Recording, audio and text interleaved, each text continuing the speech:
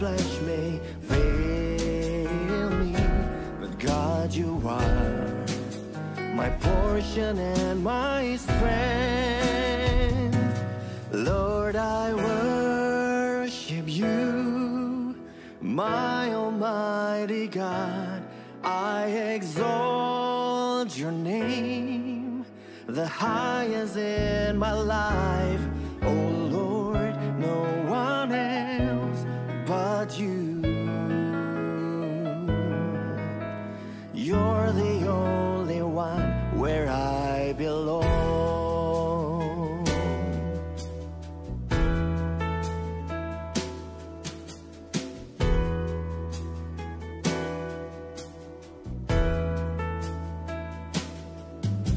Oh God, you are the love of my life. I realize you are where I belong. Though my heart and my flesh may fail me, but God, you are my portion and my strength. Lord, I worship you, my Almighty God. I exalt your name, the highest in my life. Oh Lord, no one else but you. You're the only one where I belong. Lord, I worship you, my Almighty God. I exalt your name, the highest in my life. Oh Lord, no one else but you. You're the only one where I belong.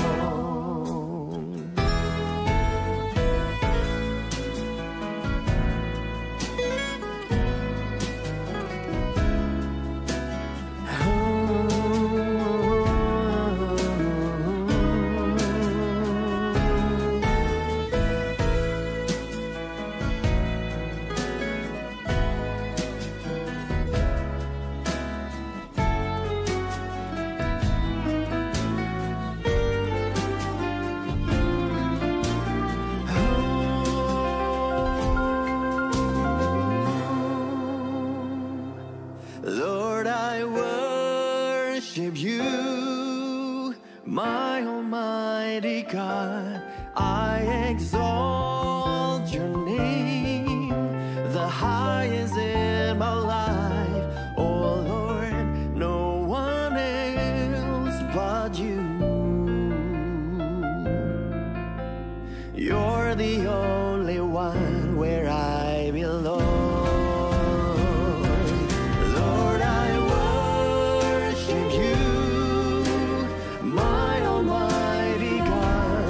I exalt your name, the highest in my life. Oh Lord, no one else but you. You're the only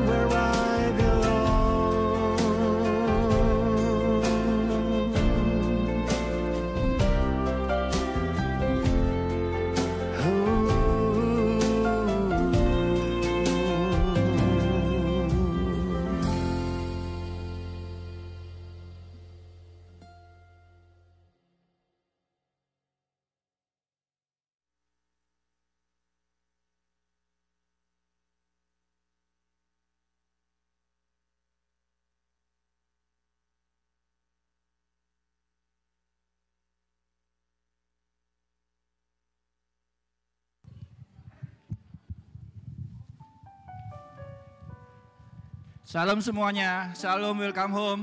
Semangat ya, semangat. Biarpun di luar hujan kita tetap datang mencari wajahnya Tuhan, amin.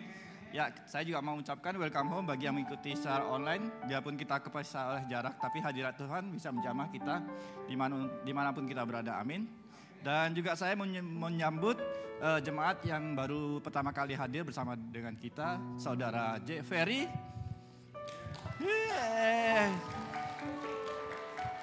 Mari kita berikan salam khas gereja kita ya. 1, 2, 3. Welcome home.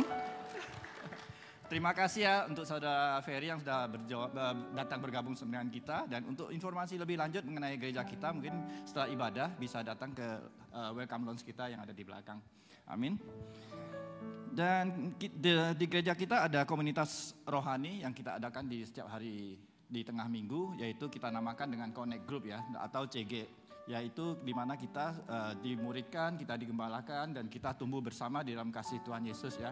Dan sekarang juga kita sudah ada Connect Group dari hari Senin sampai hari Minggu ya. Dan juga kita ada Connect Group dalam bahasa Inggris di hari Selasa, hari Kamis, dan hari Sabtu ya. Mungkin teman-teman yang liburnya tidak pas mungkin bisa disesuaikan dengan jadwal yang ada. Amin. Dan persembahan adalah bagian dari ibadah kita. Bagi Anda yang rindu untuk memberikan persembahan Anda bisa memasukkan di dalam kotak persembahan yang terletak di pintu keluar. Atau bagi yang ingin memberikan secara cashless, juga Anda bisa scan barcode yang terdapat di amplop persembahan Anda atau di kotak persembahan. Dan bagi yang mengikuti secara online dan Anda juga rindu untuk memberikan persembahan Anda bisa scan barcode yang terdapat di layar Anda. Amin. Sebelum kita ibadah, kita akan berdoa dahulu. Mari kita siapkan hati kita. Bapa yang sorga, kami ucap terima kasih ya Bapa. Biarpun di luar hujan ya Bapa, kami punya hati yang sangat rindu untuk bersekutu datang di rumah-Mu ya Bapa. Biarlah hati kami Engkau ubahkan ya Bapa. Biarlah hati kami Engkau bentuk ya Bapa. Kami rindu terus ya Bapa bersekutu di dalam rumah-Mu. Biarlah kami datang dengan persembahan hati kami, tubuh kami yang hidup ya Bapa. Biar berkenan di hadapan-Mu ya Bapa. Terus ya Bapa, Engkau pimpin setiap hidup kami. Engkau ubahkan setiap pemikiran kami ya Bapa. Biar kami hidup seperti Kristus ya Bapa. Dan juga urapi juga Bapak Sien yang akan membawakan firman Tuhan ya Bapa. Biar hadirat-Mu, urapan-Mu ada di tengah-tengahnya ya Bapa. Dan kami juga rindu terus ya Bapa, Engkau pakai gereja ini untuk kebesaran-Mu ya Bapa. Dan juga sebelum kami memasukkan rindu juga ya Bapa, biar Engkau pakai terus setiap kami ya Bapa. Dan terus ya Bapa, hadirat-Mu ada di tengah-tengah kami ya Bapa. Kami rindu untuk bersekutu terus dengan-Mu. Di dalam nama Tuhan Yesus, haleluya, amin. Tuhan Yesus memberkati, selamat beribadah.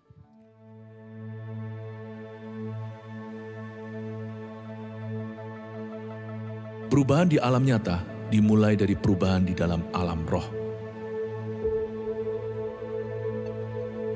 Allah kita tidak terlihat. Dia bekerja di tempat yang tersembunyi. Namun kita akan merasakan kuasa-Nya mengubah sekeliling kita. Itulah sebabnya penting sekali terjadi yang namanya perubahan paradigma atau pembaharuan akal budi. Karena ketika firman itu sungguh-sungguh kita pegang dengan segenap hati, maka firman itu berkuasa menciptakan sesuatu.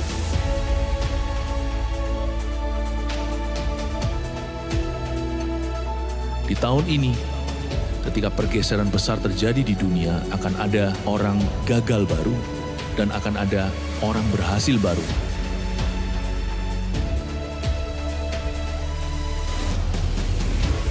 Pastikan kita berada di sisi penyertaan Allah. Inilah tahun pergeseran yang besar dan mujizat. Dengan kata lain, inilah tahun mujizat. Mari kita jalani tahun yang istimewa ini bersama dengan Tuhan, sebab mujizat kita menanti kita.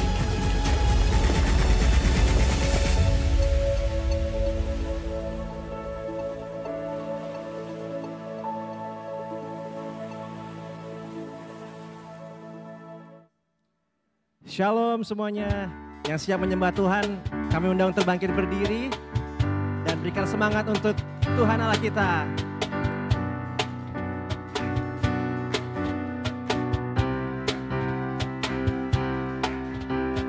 Kami yang telah ditebus dengan darah yang kudus, menyatakan minyak bagimu. Kami bait kudus-Mu sebagai bukti karya-Mu, nyatakan Kau besar dan hidup. Berlari sampai tujuan, mendapatkan mahkota kekal. Kami terima kuasa-Mu Tuhan, kami terima kemenangan yang Engkau sediakan untuk kami bawa di setiap langkah. Kemanapun, dimanapun kami berdiri, kemanapun kami kan pergi, di situ pasti mujizat-Mu terjadi. Haleluya. Tebus hati kami Tuhan.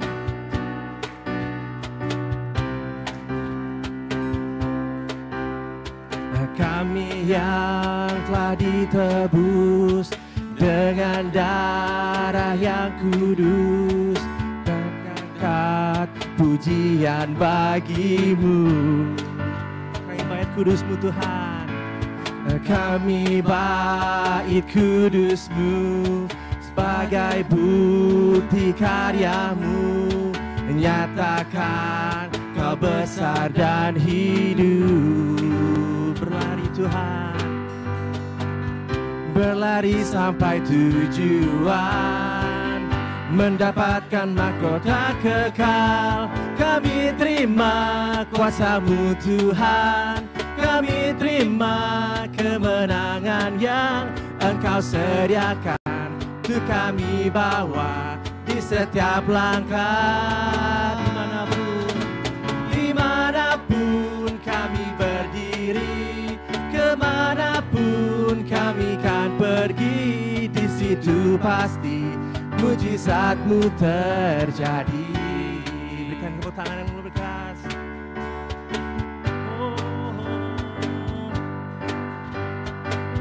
Kami terima kuasa-Mu Tuhan, kami terima kuasa-Mu,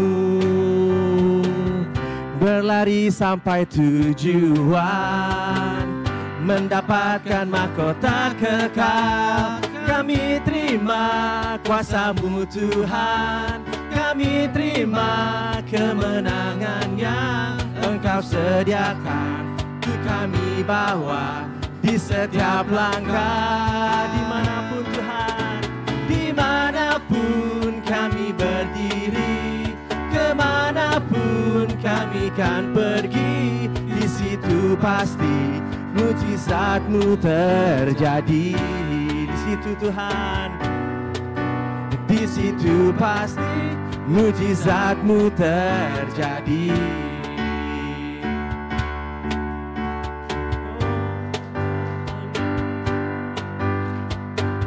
Kami terima kuasa-Mu Tuhan, kami terima kuasa-Mu. Berikan kemuliaan untuk Tuhan kita. Semua tangan di atas ya, tepuk tangan.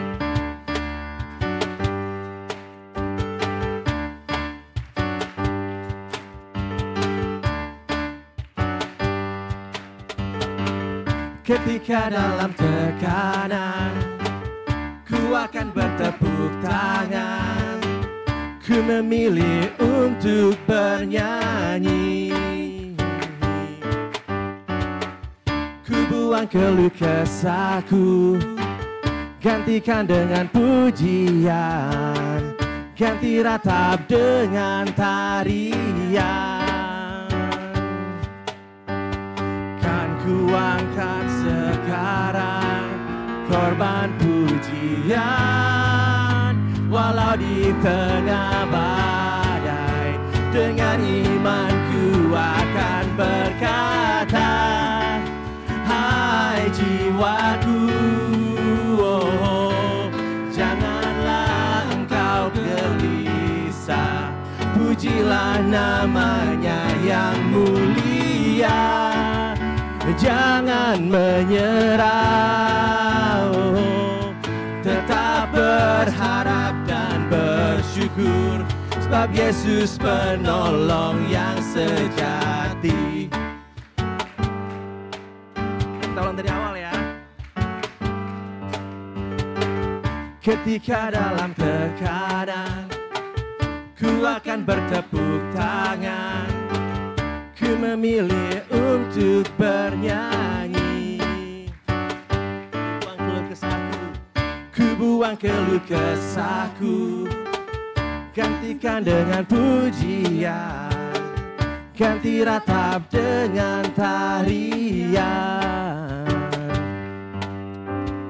Kan ku angkat sekarang korban pujian, walau di tengah badai, dengan imanku akan berkata, hai jiwaku, janganlah engkau gelisah, pujilah namanya yang mulia. Jangan menyerah, tetap berharap dan bersyukur, sebab Yesus penolong yang sejati. Semuanya ready ya? Kalau kita bilang E, kita jawab A. 1, 2, 3, go. E, A. E, A. E, A.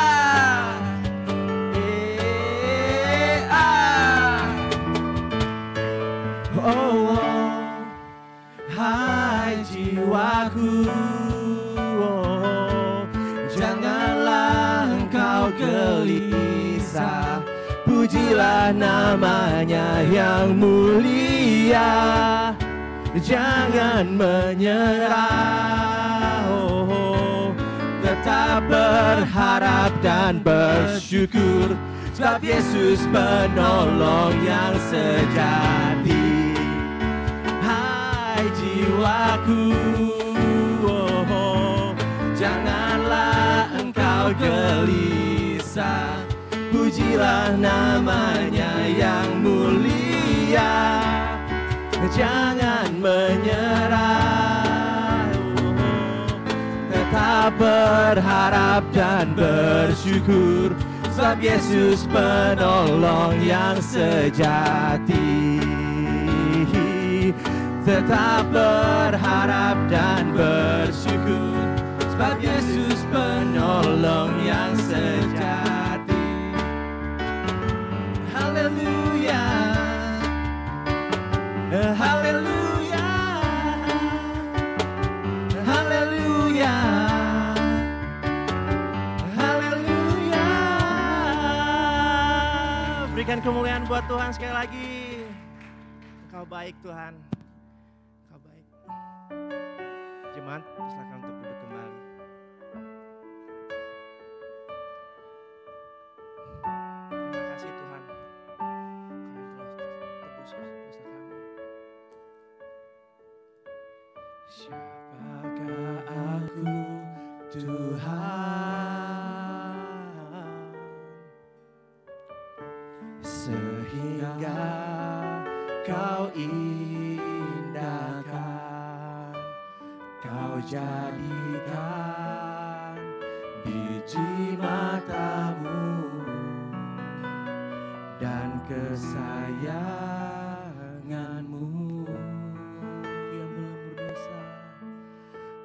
Yang berlumur dosa, Engkau tak pandang hina, Kau membasuh dan sucikanku, beriku hidup yang baru.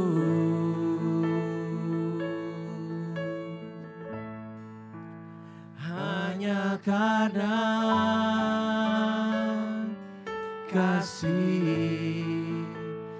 Kau curahkan darahmu, Kau menanggung semua derita yang seharusnya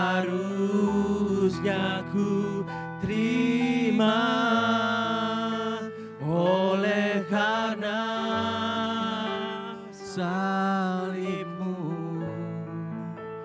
Kau hapuskan pelanggaranku, Kau jadikan ku milikmu, selamanya ku hidup bersamamu, Yesus.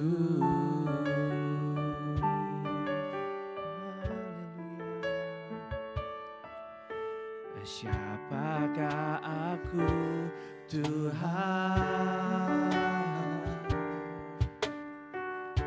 sehingga Kau indahkan, Kau jadikan biji matamu dan kesayanganmu.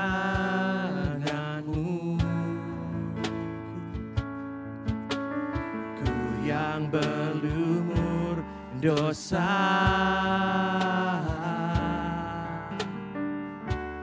Engkau tak pandang hina, Kau membasuh dan sucikanku, beriku hidup yang baru, hanya karena kasih Kau curahkan darahmu, Kau menanggung semua derita yang seharusnya ku terima. Oleh karena salibmu, Kau hapuskan pelanggaranku, Kau jadikan ku milikmu, selamanya ku hidup bersamamu, Yesus. Mari sembah.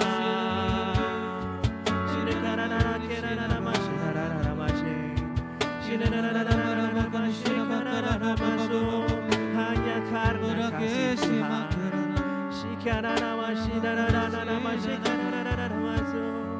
kami sembah Kau, kami sembah.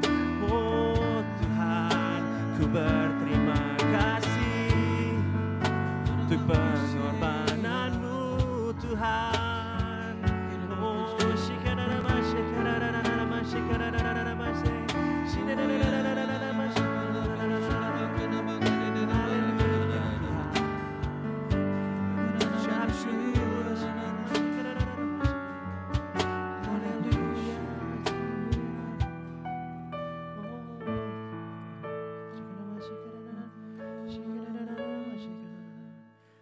hanya karena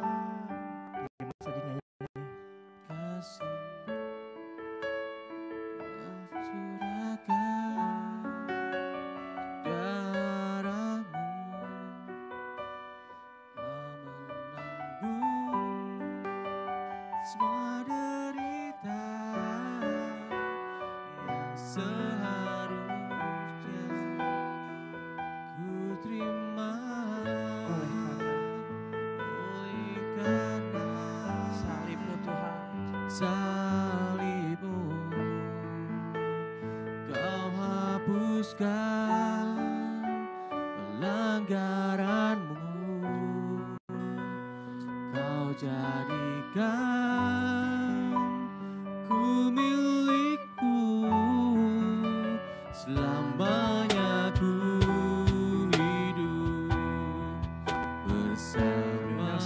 kita berdiri. Yesus,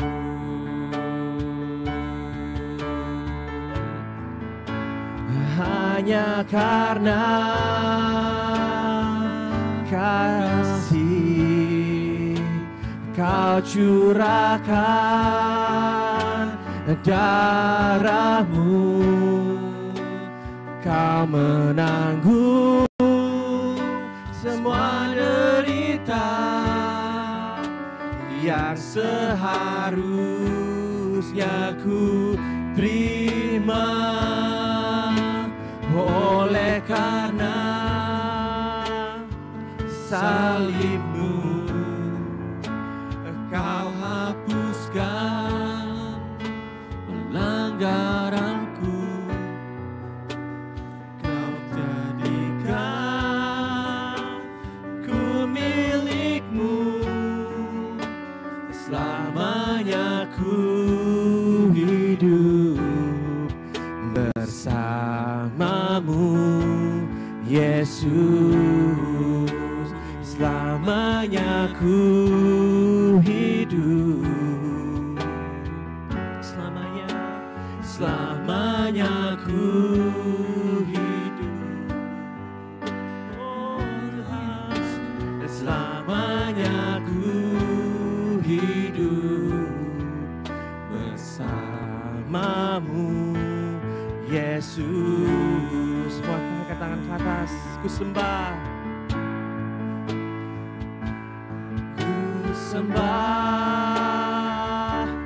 Ku sembah, hanya Kau, Yesus, yang ku sembah. Kau Tuhan pribadi yang setia bagiku, seluruh hidupku serahkan padamu selamanya.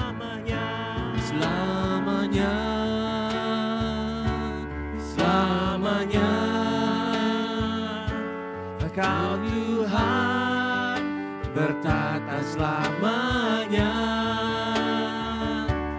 Nyatakan kemuliaan-Mu di tempat ini, saat hatiku menyembah-Mu. Lebih dalam lagi menyembah.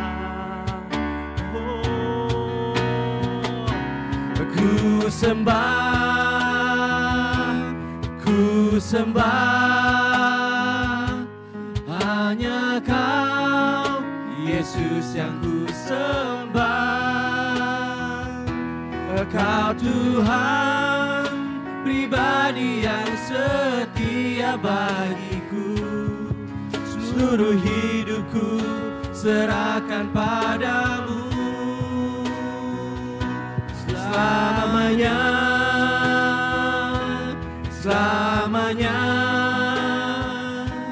Kau Tuhan bertata selamanya. Nyatakan kemuliaan-Mu di tempat ini, saat hatiku menyembah-Mu. Mari saya undang semuanya untuk menyembah lagi. Ku sembah, mari angkat tangan kita di hadapan Tuhan. Ku sembah, kami sembah Engkau Tuhan. hanya Kau, Yesus, yang ku sembah. Hanya Engkau yang layak Tuhan. Kau Tuhan pribadi yang setia bagiku, seluruh hidupku serahkan padamu. Selama hidup kami, selamanya. Oh Tuhan, Kau Tuhan bertata selamanya. Nyatakan kemuliaan-Mu di tempat ini, saat hatiku menyembah-Mu. Nyatakan kemuliaan-Mu di tempat ini, hatiku menyembah-Mu. Nyatakan Tuhan, Nyatakan kemuliaan-Mu di tempat ini, saat hatiku menyembah-Mu. mari berikan kemuliaan yang terbaik untuk Tuhan kita. Haleluya. Haleluya. Terima kasih Tuhan. Terima kasih Tuhan. Kami gereja-Mu, kami we worship you. Kami datang ke tempat ini untuk menyembah Engkau. Tidak ada tujuan yang lain. Kami datang ke tempat ini untuk mencari Tuhan, untuk berjumpa dengan Tuhan. Dan kami percaya Tuhan, ketika kami haus dan lapar, Engkau akan bertemu muka dengan kami ya semua ya Tuhan Yesus. Karena Tuhan, Engkau berjanji Engkau, you will reward those who diligently seek you. Bagi mereka yang rajin mencari Engkau, Engkau akan memberi mereka upah. Terima kasih ya Tuhan, kami percaya. Kami hari ini bukan untuk main gereja-gerejaan Tuhan. Tapi kami percaya ada satu transformasi yang akan terjadi dalam kehidupan kami. Ketika kami datang tidak akan sama ketika kami pulang. Ada mindset kami akan dirubahkan oleh kuasa-Mu, kuasa Roh Kudus. Terima kasih ya Tuhan, kami percaya juga berdoa ya Bapak bagi ada mereka yang mungkin ada yang sakit ya Tuhan. Kami berdoa untuk ada kesembuhan ilahi yang sekarang sedang terjadi di dalam nama Yesus. Kami percaya kami akan menerima, mengumpulkan berkas-berkas daripada-Mu ya Tuhan. Ketika kami pulang kami akan bersorak-sorai. Bahkan saat ini pun kami sudah bersorak-sorai karena kami memiliki Tuhan yang hidup, Tuhan yang luar biasa. Terima kasih, berkati firman-Mu ya Bapa yang akan disampaikan oleh hamba. Tapi kami rindu untuk Engkau berbicara langsung kepada hati kami ya Tuhan. Terima kasih ya Bapa, sembunyikan hamba di balik salib-Mu ya Tuhan. Apa yang keluar dari mulut hamba hanya berasal daripada-Mu Roh Kudus. Terima kasih, kami mengucap syukur di dalam nama Yesus. Haleluya. Semuanya yang percaya katakan amin. Berikan kembali lagi untuk Tuhan kita yang hidup. Haleluya. Jemaat dipersilakan duduk. Terima kasih tim Praise and Worship. Sangat luar biasa ya Tuhan Yesus dalam kehidupan kita ada amin. Terima kasih untuk kesempatan yang diberikan Pastor Togar, Pastor Nika yang tidak hari ini. Untuk kesempatan untuk memberitakan firman Tuhan yang sangat luar biasa. Firman Tuhan adalah pedang bermata dua yang sangat spesial, saya percaya untuk bagi kita semua yang setiap hari kita renungkan. Kenapa kita merenungkan firman Tuhan setiap harinya? Karena kami percaya, kita semua percaya kalau kita manusia tidak bisa hidup hanya dengan roti saja, tetapi kita hidup oleh semua kebenaran firman Tuhan. Amin. Ada yang lucu. Amin. Ada sukacita di tempat ini. Amin ya. Nggak harus nervous gimana, padahal saya aja yang nervous ya. Enggak ya. Saya waktu tadi menyembah bersama Bapak Ibu Saudara saya, ketika saya melihat video pengumuman yang berkesan yang saya saksikan adalah ketika semuanya mereka mendorong satu perahu yang besar yang pastinya tidak mudah, yang tidak bisa dilakukan hanya dengan seorang sendiri saja. Tapi yang sukanya adalah ada orang yang tua, ada orang yang muda, ada wanita, ada pria, semuanya bekerja sama. Walaupun susah, mereka tetap berusaha sampai akhirnya ada satu momentum yang terjadi sehingga perahu itu bisa bergeser. Amin saudara. Saya percaya di dalam gereja Rosso Sharon, kegerakan itu tidak hanya terbatas hanya yang tua saja atau hanya yang muda, tetapi semuanya kita bergerak bersama-sama. Amin. Jadi ketika yang dewasa di sini sedang belajar mendengarkan firman Tuhan, mendapatkan firman dari Tuhan, anak-anak kita pun yang di bawah juga kita bimbing sehingga tidak ada gap nantinya ketika kita semuanya mungkin pada waktunya kita tidak ada di dalam dunia ini lagi, tetapi ada the next generation yang akan will continue the movement. Amin Bapak Ibu Saudara. Jadi jangan pernah kita melihat mungkin ada anak-anak muda, kamu tahu apa segala macam, tapi sebaliknya kalau bukan kita yang mempersiapkan mereka, siapa lagi. Jadi sangat mengucap syukur untuk semua kegerakan yang terjadi dari anak-anak Eagle Kids sampai Army of God sampai kepada kita semua. Amin. Oke, hari ini saya mempersiapkan firman Tuhan yang saya beri judul dengan first and foremost, itu bahasa Inggrisnya, kalau bahasa Indonesianya adalah mengutamakan yang terutama. Ya, Bapak Ibu Saudara, kalau misalnya kita perhatikan, kalau di dalam kehidupan kita banyak kali kita sering melakukan hal yang penting menurut kita, tetapi belum tentu itu penting menurut Tuhan kita. Saya ulang lagi ya, banyak dari kita yang mungkin melakukan hal yang menurut kita penting, tetapi bagi Tuhan kita ternyata tidak penting. Ya.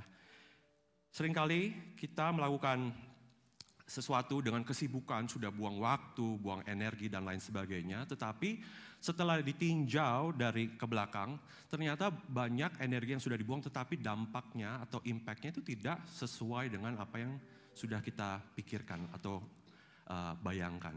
Benar ya Bapak Ibu Saudara? Contohnya, kalau misalnya anak kecil, biasanya mungkin udah yang punya anak, ada yang anaknya masih kecil, bisa lambaikan tangannya, semuanya anaknya udah besar ya. Oke, ini anak ada yang masih kecil ya. Jadi ketika kita suapin makanan ke anak kita, biasanya apa? Bukan 15 menit, 30 menit kemudian suapan yang pertama masih ada di mulut. Nggak tahu mungkin mereka main-main having fun dengan makanannya gitu, nggak tahu saya. Mungkin lagi mencoba, oh ini kok bisa rasanya gimana gitu ya. Sampai 1 jam kemudian, 2 jam kemudian, 3 jam kemudian ternyata makanan itu masih di mulut dan belum ditelan. Kita sebagai orang tua pastinya, aduh kok ini saya hanya exaggerate aja ya. ada yang melihat, wah beneran nggak ya? Ketika itu terjadi kita sebagai orang tua, loh kok kita sudah spend so many hours tetapi dampaknya kecil sekali, anak kita itu hanya makannya sedikit saja. Saya kasih contoh yang lain, kalau misalnya ada orang yang memasak masakan, mereka sudah prepare semua bumbunya, sudah bekerja keras, tetapi ternyata worth it. Saya contohkan makanan Indonesia. Ya, makanan Indonesia.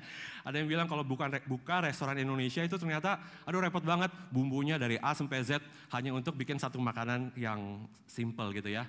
Tetapi bagi orang yang suka memasak, hal itu mungkin menyenangkan sekali. Tapi bagi orang yang tidak suka memasak, bagi mereka itu hal itu adalah sesuatu yang buang-buang waktu, mendingan beli bumbu jadi aja. Benar ya Bapak Ibu Saudara? Jadi saya mau katakan di dalam kehidupan ini banyak sekali kita ini dipenuhi dengan kesibukan-kesibukan sehingga kita akhirnya menjadi seorang yang busy bodies. Ya, ada yang bilang busy bees ya, jadi seperti tawon yang hanya tapi nggak tahu kalau lebah itu pastinya ada tugasnya mengumpulkan honey, tetapi jangan sampai kita menjadi busy bodies yang tidak ada kejelasan. Amin Bapak Ibu Saudara. Seperti Maria dan Marta yang telah kita pelajari minggu lalu. Hari ini kita mau belajar, Tuhan bagaimana kita ini mau melakukan hal yang terutama, bukan menurut kita tetapi menurut Tuhan. Amin. Seringkali ada miskonsepsi atau cara berpikir dunia yang suka iblis gunakan untuk memutarbalikkan fakta. Tadinya yang tidak penting menjadi penting, dan baliknya yang penting menjadi tidak penting. Contohnya, kebanyakan orang mengira kalau hal yang pertama itu adalah hal yang terutama. Saya ulang lagi ya, kebanyakan iblis menggunakan situasi dari yang tidak penting jadi penting. Yang tidak penting malah, saya jadi bingung. Tidak penting menjadi penting, yang penting tidak menjadi penting. Dan banyak orang yang mengira kalau yang pertama itu selalu terutama. Saya berikan contoh. Kalau misalnya ada yang phone terbaru, iPhone terbaru, semuanya pada ada yang mau ngantri paling depan. Padahal yang pertama di line sama yang kedua mungkin gak ada bedanya. Tetapi mereka kayaknya mungkin ada yang istilah kata bragging rights. Oh saya dapat phone yang pertama contohnya. Atau enggak misalnya di sekolahan, ranking 1, saya paling pintar. Tetapi apakah jaminan kalau anak yang ranking 1 itu akan sukses dalam kehidupannya? Pertama di dalam sekolah, saya tidak mengatakan kalau pintar di sekolah itu adalah hal yang salah. Tetapi secara konteksnya adalah manakah hal yang terpenting, yang terutama. Bagi anak yang mungkin ranking 1 pintar di sekolahnya, tetapi ditinjau dari segi yang lainnya, secara EQ, emotional intelligence. Apakah orang itu bisa berbaur dengan yang lainnya? Apakah rindu untuk melayani teman-temannya yang lain? Hal itu adalah hal yang penting juga. Tutur kata, sopan santun. Yang kebanyakan kita lupa. Kadang-kadang kita hanya memfokuskan kepada, ayo kamu belajar pokoknya ranking 1, papa atau mama happy. Yang penting 100 oke, kamu bisa main game. Enggak ya? Yang kedua, kalau misalnya nomor 1 seperti orang berlomba-lomba di dalam bisnis mencoba untuk menjadi nomor 1 masuk ke dalam Forbes list yang pertama. Kayaknya seakan-akan wah saya berhasil. Tapi seperti kita ketahui banyak orang kaya di dunia yang balik lagi orang kaya itu bukan satu kesalahan, tapi kebanyakan mereka saking sibuknya dan sampai ada kadang-kadang tidak bisa tidur karena memikirkan problem-problemnya. Sebentar lagi mulai election, mungkin kalau misalnya kita berikan contoh, the number one person di Amerika ya adalah presiden. Ada Bapak Ibu Saudara yang rindu untuk menjadi presiden, mungkin kalau bukan di Amerika, mungkin di Indonesia nggak ada ya. Pastor melihat ke belakang, mungkin ada, langsung kita doakan gitu ya. Jadi kalau misalnya dilihat dari kehidupan presiden, mereka pasti banyak kesibukan sekali ya saudara. Bisa tidak tidur segala macam, tapi banyak orang yang mungkin berambisi untuk mendapatkan posisi nomor 1 itu. Tetapi apakah itu yang terutama? Belum tentu. Ya. Contoh terakhir, kalau yang pertama belum tentu yang terutama. Misalnya kita pergi ke restoran, kita pesan makanan yang pertama apa? Appetizer ya, appetizer. Apakah itu yang terutama? Bukan ya, itu hanya pembuka saja, membuka perut kita biar bisa masuk makanan yang lebih besar ya. Jadi yang terutama adalah entreesnya, itulah yang terutama. Ketika Yohanes Pembaptis datang lahir ke dunia, apakah dia yang terutama? Bukan ya saudara, itu hanya membuka jalan saja untuk yang lebih terutama, yaitu Yesus datang sendiri. Amin. Yohanes Pembaptis pun mengatakan kalau dia tidak layak untuk membuka kasutnya, kaki Yesus. Amin. Jadi pertanyaannya adalah bagaimana kita bisa melakukan hal yang terutama bagi Tuhan. Ya. Jadi kita akan spend today untuk membahas hal ini. Ada 2 benefit yang bisa kita dapatkan ketika kita mengerti hal apa yang terutama. Nomor 1 adalah hal ini bisa mengajarkan kita untuk memprioritaskan di dalam kehidupan kita. Memprioritaskan waktu di dalam kehidupan kita. Bayangkan kalau misalnya semua orang yang sakit dikirim ke Yesus. Ya, yang itu terjadi, ada yang sampai bobokin atap segala macam untuk turunin biar bisa disembuhkan. Tapi kita akan belajar bagaimana sih Tuhan Yesus itu memprioritaskan waktunya. Yang kedua, selain kita bisa dibantu dalam memprioritaskan hidup, yang kedua adalah dengan melakukan yang terutama, secara otomatis kita bisa melakukan kehendak Tuhan. Amin. Karena kita sudah align dengan Tuhan, kehendak Tuhan dan kairosnya Tuhan. Kita akan bahas ini lebih lagi.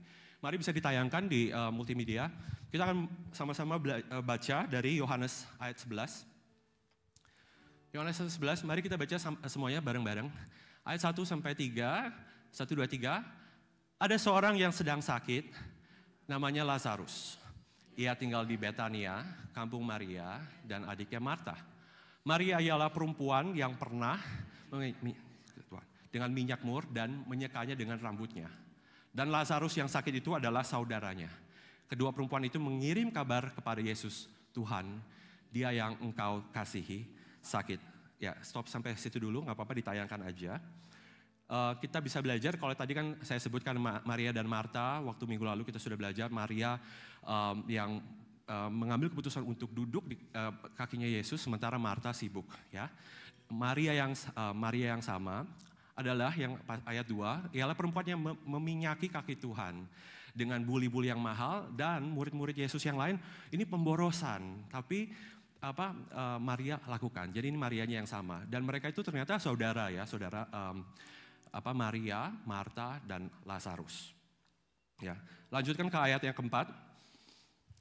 Ketika Yesus mendengar kabar itu, ia berkata, penyakit itu tidak akan membawa kematian, tetapi akan menyatakan kemuliaan Allah. Sebab oleh penyakit itu, anak Allah akan dimuliakan. Sebentar ya, kita lanjutkan aja. Yesus memang mengasihi Marta dan kakaknya dan Lazarus. Ayat 6, namun setelah didengarnya bahwa Lazarus sakit, ia sengaja tinggal 2 hari lagi di tempat itu di mana ia berada. Gak apa-apa ditayangkan aja, jadi kita bisa menyimak terus. Pertanyaannya adalah kenapa kok Tuhan menunda untuk pergi untuk menyembuhkan Lazarus, padahal di situ dikatakan kalau Yesus mengasihi mereka semua. Ya, apakah Tuhan tidak peduli dengan kesedihan mereka? Kata kuncinya ada di ayat keempat. Ya, Tuhan Yesus yang adalah Allah Alfa dan Omega yang tahu apa yang akan dikerjakannya. Tuhan Yesus tahu apa yang sedang terjadi. Tuhan Yesus tahu prioritasnya apa. yang dipikirkan Tuhan Yesus bukan hanya itu aja, sebenarnya banyak yang lain, tapi bagaimana cara memprioritaskan semuanya itu. Tuhan Yesus tahu apa yang akan dikerjakannya, dan Tuhan Yesus mengambil keputusan, 2 hari lagi kita pergi ke sana. Ya. Tuhan Yesus tahu, seperti kita bisa baca di ayat 4, penyakit itu tidak akan membawa kematian. Jadi Tuhan Yesus sudah tahu, ini orangnya nggak akan mati kok, tenang aja. Ya. Tetapi dari perspektif murid-muridnya, mereka tidak tahu. Mereka tahunya, mereka hanya mendengar kabar kalau Lazarus itu sakit, ya. Dan kemudian Yesus mengatakan kalau dia itu tertidur, padahal itu sudah mati. Tapi murid-muridnya kan tidak tahu, tidak mengerti. Terkadang kita tidak mengerti apa yang sedang terjadi behind the scene. Ya, Tuhan mengerjakan behind the scene, apa yang kita lihat, kita tidak mengerti, yang akhirnya menimbulkan kita khawatir. Tuhan kok sampai sekarang kok Tuhan belum datang? Kenapa Tuhan kok sampai sekarang belum menyembuhkan, belum menjawab doa saya? Ya. Kita langsung loncat ayat 7. Ayat 7. Tetapi sesudah itu ia berkata kepada murid-muridnya, mari kita kembali lagi ke Yudea. Saya mau stop di situ dulu sebelum kita membaca yang berikutnya. Ternyata ada conflicting priorities atau cara berpikir saat ini.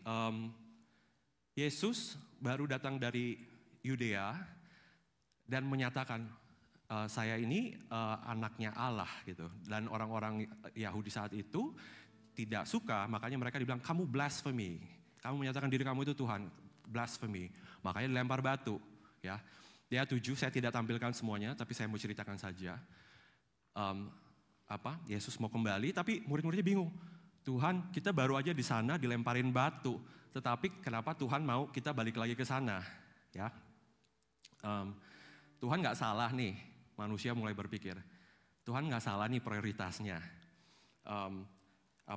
Malah Thomas berkata, kalau misalnya mendingan kita nggak apa-apa, kita ikut Yesus aja biar kita bisa sama-sama mati bersama dengan Yesus. Jadi saudara, pokoknya nekat, ayo nekat, semuanya mati gitu ya. Tetapi di sini dikatakan Yesus mau kembali ke Yudea lagi. Ternyata Tuhan cara berpikirnya yang terutama bagi Tuhan, cara Tuhan memprioritaskan berbeda dengan apa yang kita bisa pikirkan. Ya, kita loncat ke ayat 15. Tetapi syukurlah aku tidak hadir pada waktu itu, sebab demikian lebih baik bagimu, supaya kamu dapat belajar percaya. Marilah kita pergi sekarang kepadanya. Saya akan kembali ke ayat 15, tapi kita selesaikan aja ayat 17. Maka ketika Yesus tiba, didapatinya Lazarus telah 4 hari berbaring di dalam kubur. Di ayat 15 kita bisa mendapatkan isi hatinya Tuhan. Isi hatinya Tuhan apa, saudara? Melakukan semua ini biar murid-muridnya dapat belajar percaya. Jadi apabila ada sesuatu yang terjadi dalam kehidupan kita, jangan takut, jangan frustrasi, jangan takut misalnya Tuhan suruh pergi kemana, walaupun di depan kelihatannya banyak harimau, ini saya hanya ilustrasi saja, tetapi melangkahlah selama saudara melangkah bersama dengan Yesus, pasti aman. Ya, dan Bapak Ibu sudah dapat belajar untuk lebih percaya lagi kepada Tuhan. Amin. Inilah motivasi Tuhan agar kita dapat belajar. Oleh karena itu, mari kita semua kenalilah hati Tuhan. Tuhan maunya apa sih? Ya, terkadang kita tidak mengerti, tapi belajarlah untuk percaya. Terkadang kita harus menunggu waktu Tuhan yang sempurna. Ketahuilah itu juga, kalau Tuhan ternyata juga menunggu kita. Bukan hanya kita yang nungguin Tuhan, Tuhan menunggu kita untuk kita dapat percaya kepadanya. Tuhan juga rindu untuk kita mengenal kasih-Nya. Ada amin? Bisa katakan ke kiri kanannya, saya lupa. Kenalilah hati Tuhan. Saya ngelihat ada yang serius banget gitu, jadi saya juga serius jadinya, grogi. Ya, saya akan bagikan kesaksian dalam hidup saya, dalam mencari prioritas hidup.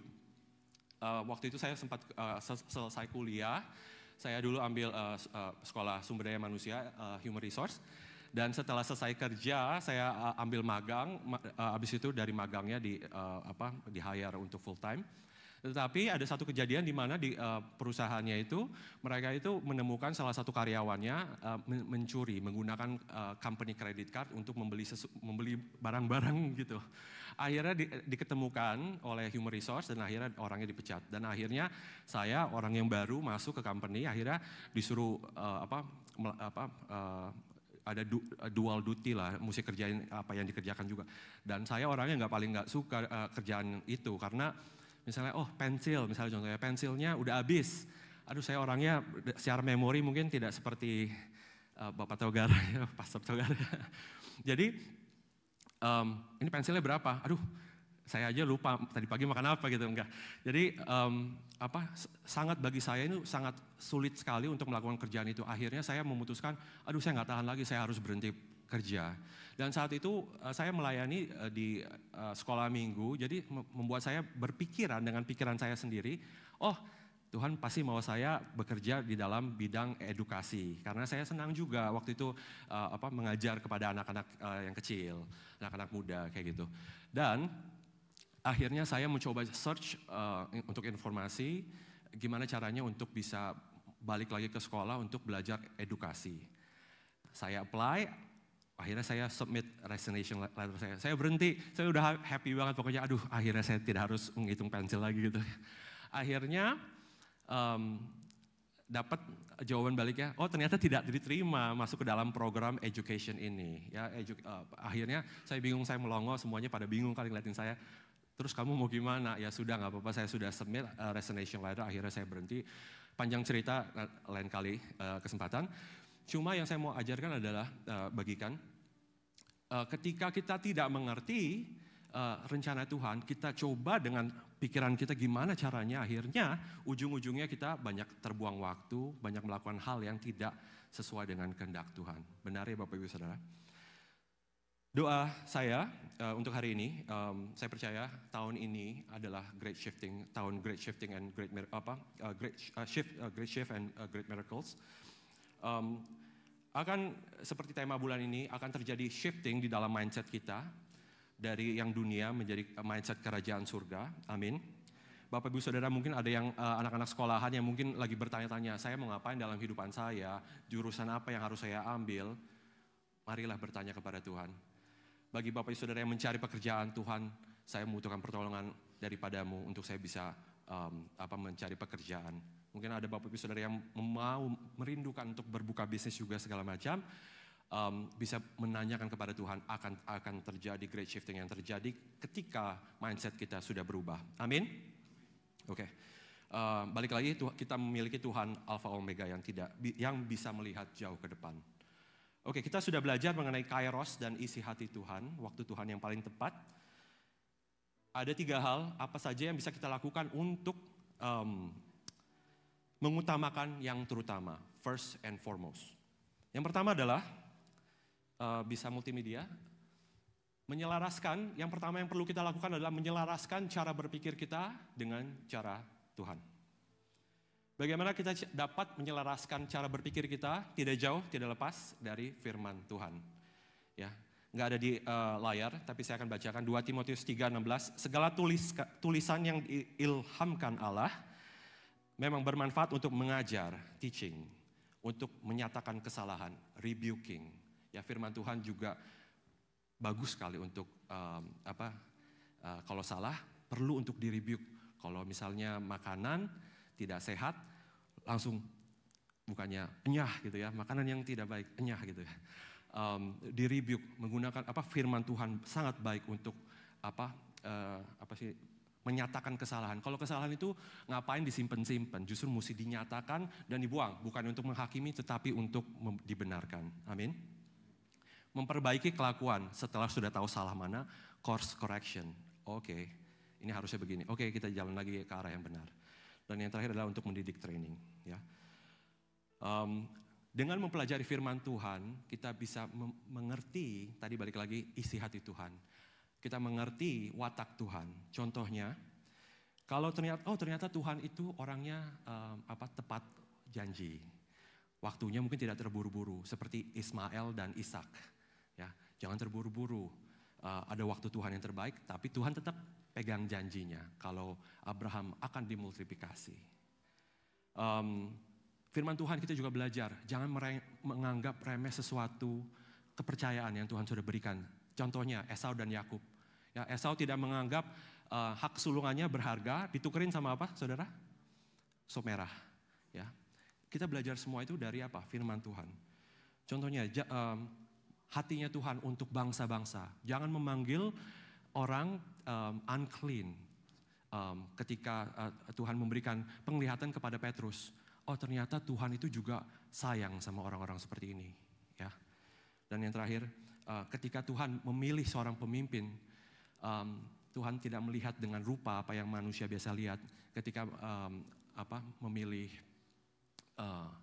Daud, ya kan anaknya Isai, ada banyak. Dilihat dari yang pertama dulu Eliab, oh yang paling tinggi segala macam, tapi Tuhan tidak melihat dari situ. Ya. Jadi dari firman Tuhan kita banyak belajar mengenai hatinya Tuhan, karakternya Tuhan. Amin. Saya mau bagikan kesaksian lagi dalam cara berpikir. Ini dari my story. Waktu dulu saya pernah, kan dulu tinggalnya di Brooklyn, jadi cukup jauh dari Queens.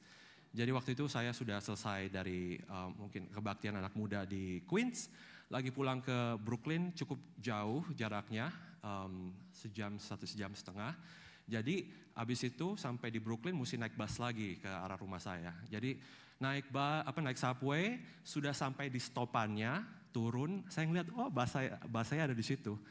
Saya kan baru selesai dari kebaktian anak muda, langsung, Tuhan, saya minta busnya di stopin. Karena saya udah capek. Terus saya kan sudah beriman, saya jalan, busnya jalan. Kok saya semakin cepat, busnya semakin cepat. Saya kejar, ternyata busnya jalan terus. Terus akhirnya saya ngambek sama Tuhan. Aduh Tuhan, pokoknya saya udah capek-capek beribadah kepada Engkau. Busnya ke sana, harusnya pulang lewat sana, saya pulangnya ke sini. Berlairan arah dari rumah saya. Setelah berapa menit, saya lupa, udah lama, 15 menit, akhirnya aduh kayaknya saya yang bodoh, saya udah balik akhirnya pulang sendiri.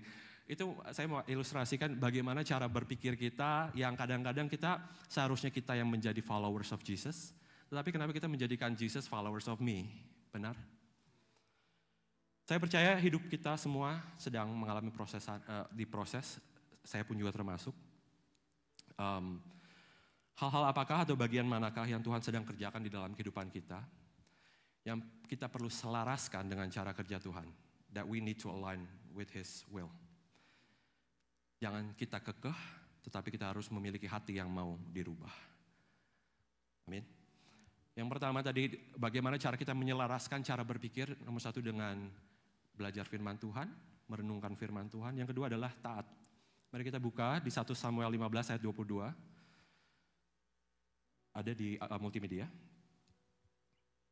Mari kita baca bersama-sama. 1 Samuel 15 ayat 22. Tetapi jawab Samuel, apakah Tuhan itu berkenan kepada korban bakaran dan korban sembelihan sama seperti kepada mendengarkan suara Tuhan? Sesungguhnya mendengarkan lebih baik daripada korban sembelihan. Memperhatikan lebih baik daripada lemak domba-domba jantan. Gak apa-apa, di stay di situ aja. Bapak Ibu Saudara ingat ya ceritanya Raja Saul, di mana Raja Saul adalah keturunan suku Benyamin, yang Raja Saul juga mengatakan, saya ini dari kaum yang kecil, apakah benar saya yang dipilih? Tetapi yang sangat disayangkan adalah 2 kesalahan yang Raja Saul lakukan. Nomor 1 adalah ketika Nabi Samuel suruh untuk ke Gilgal untuk mempersembahkan korban, harusnya tunggu 7 hari. Nabi Samuel akan menjelaskan apa yang harus dilakukan berikutnya. Tetapi Raja Saul ke sana dan akhirnya mungkin sudah panik, akhirnya dia mempersembahkan sendiri. Yang harusnya dilakukan oleh kaum Lewi. Yang kedua, yang sebelum ini, konteksnya adalah Tuhan menyuruh Raja Saul untuk membunuh bangsa Amalek. Tetapi Raja Saul menyimpan ternak-ternak yang sehat karena bilangnya mau untuk dipersembahkan, ya Bapak Ibu Saudara. Tetapi pertanyaannya adalah mana yang lebih baik, korban atau taat? Ya, Di sini kita bisa mempelajari yang kita kejar di dalam kehidupan kita adalah Raja Saul juga diurapi sehingga bisa bernubuat. Karena dikatakan juga apakah Saul ini juga salah satu dari yang bangsa kumpulan dari nabi-nabi. Tapi yang kita bisa pelajari dari sini adalah yang kita kejar bukanlah urapannya, tetapi pemberi urapan. Yang kedua adalah kita lebih pilih taat daripada korban. Jadi mana yang lebih utama? Ketaatan. Ya. Di tahun baru ini mari kita kenali kehendak Tuhan. Bukan apa saja yang baik, tetapi apa yang benar, berkenan, dan sempurna bagi Tuhan. Oke, saya ada ilustrasi. Bisa next slide-nya, jadi ada gambaran aja, ada korban dan taat. Saya sengaja tulisnya kecil. Kadang-kadang yang kecil belum tentu kecil. Ya seperti Daud. Ya. Saya ada ilustrasi, ada 2 ilustrasi. Ada cerita seorang yang memiliki anjing. Anjing itu baru mati karena ada kebakaran hutan. Jadi di interview orang yang pemilik anjing itu, karena orangnya itu biasanya bekerjanya di outdoor. Jadi dia harus keluar segala macam. Dan dia selalu membawa anjingnya. Pada satu ketika dia itu harus ke hutannya, tetapi meninggalkan anjingnya di belakang. Maka anjingnya dibilang, kamu tolong ya perhatikan, bisa ngomong sama anjing luar biasa. Ini ilustrasi ya. Tolong perhatikan makanan siang ini dan jangan kemana-mana. Dan akhirnya orang itu pergi ke hutan, ternyata ada kebakaran dan kebakaran itu sampai ke tempat anjingnya tersebut. Dan akhirnya ketika ditanya kepada orang itu berkata, saya seharusnya lebih berhati-hati apa yang saya katakan kepada anjing itu karena saya tahu anjing itu pasti akan menuruti apa yang saya katakan. Jadi anjingnya sampai menurut, taat walaupun ada api. Ada satu ilustrasi lagi. Di Arabia ada mereka sedang training horses. Seperti Bapak Ibu Saudara tahu, kalau di Arabia semuanya desert. Ya, jadi kuda-kuda yang dilatih itu harus tangguh pastinya. Jadi ada salah satu latihan, the final test untuk tahu apakah kuda ini sudah siap atau enggak, dites. Dibiarkan kuda-kudanya sangat sampai haus, habis itu dikasih go. Kuda-kudanya lari, tapi sebelum, ini kan sudah beberapa hari haus, pas mau minum, langsung trainernya kasih periwitan. Dan dilihat kalau misalnya kudanya stop dan kembali kepada trainernya, berarti kuda itu sudah pass the test. Ya, Bapak Ibu Saudara, jadi bisa bayangkan kudanya sudah kehausan, sudah trembling, atau enggak, aduh pengen banget gini. Tetapi ketika mau untuk minum, ternyata harus dibatasi. Itu adalah ilustrasi di mana ketaatan. Saya mau katakan, instant obedience is the only obedience. Terjemahannya ketaatan yang secara instan itulah sebenarnya satu-satunya ketaatan. Selanjutnya adalah delay obedience is disobedience. Jadi ketika kita tidak taat, itu sama aja tidak taat. Atau terlambat taat kita, sama aja tidak taat. Oke, pertanyaan apakah kita tetap mengikuti Yesus ketika keadaan tidak sesuai dengan apa yang kita harapkan? Apakah ada area di dalam kehidupan kita yang kita sembunyikan? Atau kita ini susah untuk taat? Seperti anak muda yang kaya, ada banyak area, ya saya sudah ini kok, saya sudah mengikuti semua Taurat. Tapi ketika Yesus mengatakan, oke, jual semua hartanya dan berikan kepada orang miskin. Orang muda itu memilih untuk meninggalkan Yesus. Ya, karena hatinya masih terlekat kepada hartanya. Oke, yang pertama adalah kita harus menyelaraskan kepada cara berpikirnya Tuhan. Yang kedua, hal kedua yang bisa kita lakukan untuk mengutamakan yang terutama, kita mau baca bareng-bareng.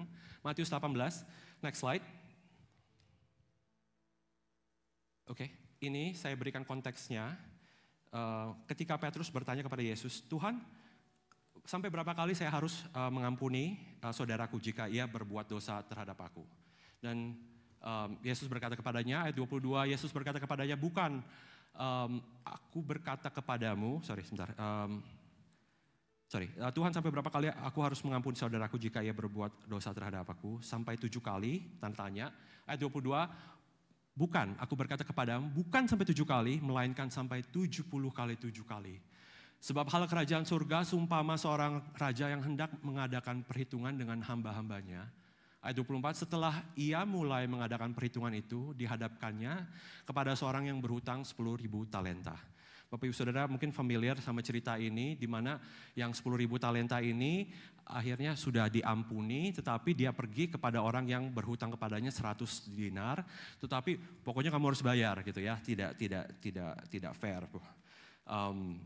Ternyata yang lucunya matematika sampai di surga juga ternyata dipakai. Ini kalau saya sama istri, anak kita Angelin suka hobi gambar, tetapi kalau matematika mungkin di list keberapa gitu. Jadi kita selalu mengajarkan Angelin, kalau misalnya kamu mau go through in life itu you have to belajar matematika, kuasai. Gimana kamu mau pass the test atau nggak bisa ke next class kalau kamu nggak perhatikan matematika. Dengan begini kita bisa bilang bukan hanya di kuliah aja, tetapi sampai surga pun kamu juga perlu matematika, ya. Jadi 1 talenta itu hanya perhitungan saja. 1 talenta itu seharga 6.000 denari yang adalah gaji 1 hari. Jadi ini hitung-hitungannya berapa? Sudah 6.000 hari dikali 10.000, ya. Aduh, siang-siang suruh ngitung gitu ya. Jadi ada 60 juta hari. Dibagi 365 hari, aduh pokoknya banyak banget deh. Mahal sekali, saya nggak tahu dia ngapain aja tapi hutangnya banyak sekali. Cuma itu menggambarkan dosa kita. Yang nggak ada lain yang bisa bayar. Yang sebenarnya kita tidak pernah akan mampu untuk membayar dosa kita. Yang kedua adalah mengingat kasihnya. Next slide. Mengutamakan yang terutama, mengingat kasihnya. Ternyata currency-nya di kerajaan surga adalah kasih. Ya, bukannya euro, pound sterling, kasih. Ya, mari saya mau mengundang Bapak Ibu Saudara untuk imagine. Bapak Ibu Saudara ada di posisi orang yang mempunyai hutang 10.000 talenta itu. Mau kerja sebagaimanapun juga, mau bayar pasti nggak bisa juga, mau double job, triple job, quadruple job tidak bisa membayar. Harusnya orang itu dikejar-kejar. Bagaimanakah rasanya dikejar-kejar hutang? Kemungkinan besar orang itu juga harus mungkin masuk penjara karena tidak bisa membayar hutang. Bayangkan hidup di penjara, gelap, suram, bau, kotor, semuanya mengecam, hanya ada kejahatan, tidak ada damai sejahtera. Ya, seperti bangsa Israel yang ketika menjadi budak di negara Mesir, setiap hari bangun bikin bata, habis itu dikurangi lagi jeraminya, mesti kerja keras lagi. Salah sedikit dipecut. Ya. Seperti kita ketika terikat dengan dosa, itulah yang sedang terjadi. Ketika kita mau melakukan yang benar, tetapi kita tidak bisa melepaskan diri. Ada sesuatu yang dalam hati kita, kehidupan kita yang sudah berharga di mata Tuhan, tetapi kita masih hidup di dalam dosa, itu yang sedang terjadi. Kenapa ya Tuhan, kok saya ini mau melepas tapi kok sakit sekali? Something is hurting. I know something is hurting you di dalam kehidupan saya. Terkadang kita lupa akan kebaikan Tuhan, karena apa? Karena sebenarnya harganya itu free. Karena kita kadang-kadang kita lupa free, jadi kita sering menganggap remeh. Ada yang sudah bayarin ternyata hutangnya kita. Ya. Kita tahu kalau upah dosa itu sebenarnya adalah maut. Ya. Saya membacakan ada 2 ayat firman Tuhan. 1 Petrus 1:19 nggak ada di situ. Melainkan dengan darah yang mahal. Bahasa Inggrisnya saya bilang mungkin expensive, enggak, lebih dari expensive. Darahnya itu precious. Darah Tuhan itu precious. Yaitu darah Kristus yang sama seperti darah anak domba yang tak bernoda dan tak bercacat. There is no one else yang bisa pay the price. Darahnya dikucurkan untuk membayar the penalty yang harusnya kita bayar. 1 Korintus 6 ayat 20, sebab kamu telah dibeli dan harganya telah lunas dibayar. Aduh, bayangin kalau yang punya 10.000 utang itu langsung, aduh kamu gak ada utang lagi. Are you serious gitu? Apakah kamu serius? Karena itu muliakanlah Allah dengan tubuhmu. Ya. Kenapa Sakeus hidupnya bisa berubah ketika berjumpa dengan Yesus? Tuhan, saya sudah menemukan apa yang saya cari. Saya mau mengembalikan apa yang sudah saya rugikan dan saya mau memberikan separuh dari harta saya kepada orang miskin. Kenapa orang yang kerasukan pun balik lagi. Sebenarnya mereka itu nggak ada yang mau hidup di dalam dosa. Ketika mereka sudah dilepaskan, aduh, thank you so much. Wanita yang berdosa, ya, yang ditangkap berbuat dosa, sudah siap dirajang batu, tetapi Tuhan Yesus menggambarkan di ininya, siapa yang tidak pernah berdosa, silakan lempar batu pertama. Bayangkan forgiveness yang dialami wanita itu. Oke.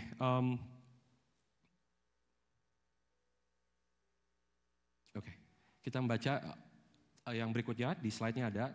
Kejadian 39 ayat 21 sampai 23. Saya mau Bapak Ibu Saudara untuk merasakan kasih Bapa. Jadi kan tadi itu kehidupan yang tidak bersama dengan Tuhan. Saya mau Bapak Ibu Saudara untuk membaca ini dan merenungkan kasihnya Bapa itu seperti apa. Mari kita baca dulu ya. Ayat 21 sama-sama, 3, 2, 1. Tetapi Tuhan dan membuat Yusuf. Sebab itu kepala penjara mempercayakan semua tahanan dalam penjara itu kepada Yusuf dan segala pekerjaan yang harus dilakukan di situ. Dialah yang mengurusnya. 23 sama-sama, 1, 2, 3. Puri segala yang dipercayakan kepada Yusuf karena Tuhan menyertai dia dan apa yang dikerjakan dibuat Tuhan berhasil. Yusuf adalah anaknya Yakub. Yakub tidak bisa tinggal bareng sama Yusuf karena Yakub masih berpikir kalau Yusuf itu sudah tidak ada. Tapi Bapak Ibu Saudara bisa bayangkan, Bapa di surga adalah Bapa kita yang lebih dari Bapa di dunia ini dan melimpahkan kasih setianya kepada Yusuf. Ya, bukan hanya itu saja, Bapa di surga dikatakan di ayat 23, Tuhan menyertai dia. Tuhan menyertai dia. Jadi ketika kita mengingat kasihnya, balik lagi kedua, bagaimanakah kita prioritaskan apa yang terutama. Ketika kita mengingat kasihnya, kita mengerti apa yang terjadi. Kenapa Yusuf bisa memaafkan saudara-saudaranya? Karena Yusuf telah penuh menikmati kasih bapaknya. Kasih bapaknya itu, aduh kenapa ya saya ini dulunya di penjara, sudah dijual, sudah disalahpahami sama istrinya Potifar. Tetapi kenapa, sebenarnya berhak sekali. Pokoknya kalian ini yang sudah ngelempar saya sudah hitungin. Yang lempar saya ke sumur, kamu gak bantu saya sudah catetin semuanya. Giliran ketemu, oke, kamu tinggalnya yang sama beruang gitu contohnya. Kamu tinggalnya sama apa gitu ya, enggak. Tetapi karena Yusuf sudah mengalami kasih Bapa yang sempurna, yang setiap hari berjalan bersama dengan dia, menyertai sehingga apa segala sesuatu, yang lain nggak penting sih, dapat kepercayaan dan lain-lain. Penting, tapi menurut saya yang saya mau highlight di sini adalah penyertaan Tuhan. Amin. Kita bisa mengampuni ketika kita sudah penuh di dalam kasih Tuhan. Ya, sama seperti saya lanjutkan saja. Oke, yang berikutnya Matius 5 ayat 4. Lukas 5. Yang berikutnya, ya Lukas 5, kita baca ya sama-sama. 3, 2, 1. Sebab ia dan semua orang yang bersama-sama dengan dia takjub oleh karena banyaknya ikan yang mereka tangkap. Ini story-nya adalah ketika Yesus memanggil murid-murid yang pertama kali dan Petrus sudah mengatakan, saya ini sudah kerja semalaman, tetapi saya tidak mendapatkan apa-apa. Ini balik lagi saya mau highlight mengenai kasihnya Tuhan yang perlu kita ingat. Ayat 10, demikian juga Yakobus dan Yohanes anak-anak Zebedeus yang menjadi teman Simon. Kata Yesus kepada Simon, jangan takut, mulai dari sekarang engkau akan menjala manusia. Ayat 11, dan sesudah mereka menghela perahu-perahunya ke darat, mereka pun meninggalkan segala sesuatu lalu mengikut Yesus. Tuhan mengingat kasihnya Tuhan, Tuhan tahu apa yang kita perlu sebelum kita memintanya. Karena Tuhan yang bilang, bertolaklah ke tempat yang dalam dan tebarkanlah jalamu untuk menangkap ikan. Makanya si Petrus bisa bilang, Guru, telah sepanjang malam kami bekerja keras dan lain-lain. Tapi yang bilang karena Petrus pasti sudah give up, sudah malam segala macam. Tetapi Tuhan yang, saya tahu apa yang kamu butuhkan kok. Ya, tapi kamu harus ikut percaya sama saya. Ya, yang saya mau highlight di sini, ada satu ketika, saya nggak ada di sini kayaknya, coba saya bacakan aja. Yang ayat 8, ketika Simon Petrus melihat hal itu, ia pun tersungkur di depan Yesus dan berkata, Tuhan pergilah daripadaku karena aku ini seorang berdosa.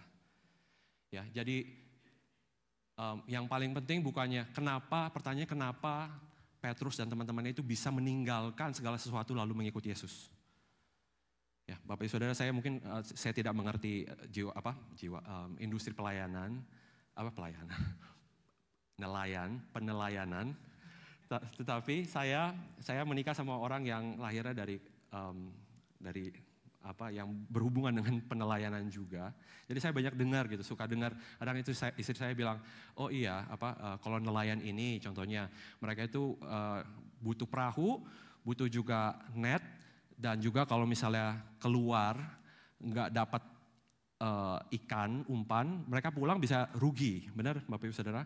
Tetapi yang luar biasanya netnya aja ongkos, perahunya aja ongkos, ya. Tetapi mereka Petrus berani untuk meninggalkan semuanya untuk mengikuti Yesus. Saya percaya kenapa Petrus mau begitu dan kenapa ada ayat ini yang berkata, Tuhan pergilah daripadaku karena aku ini seorang berdosa. Ketika kita menghampiri Tuhan, Tuhan akan reveal Himself to us. Kita akan merasakan kasih Bapa yang sangat mengasihi kita dan sebenarnya kita nggak layak. Jadi ketika Petrus, Tuhan tadinya kan dibilang master, oh pokoknya kamu suruh apa kita lakuin segala macam. Tetapi kenapa sih saya berani rela untuk meninggalkan semuanya untuk mengikut Yesus? Ketika kita menghampiri Tuhan,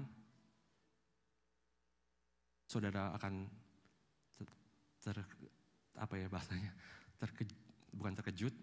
terkagum-kagum melihat Tuhan yang bisa menghapus dosa saya, ternyata Engkau Mesias yang selama ini saya nantikan. Saya sudah kerja keras, banting tulang, banting pintu, banting tulang, banting semuanya, pokoknya bingung, frustrasi, mengandalkan pikiran sendiri.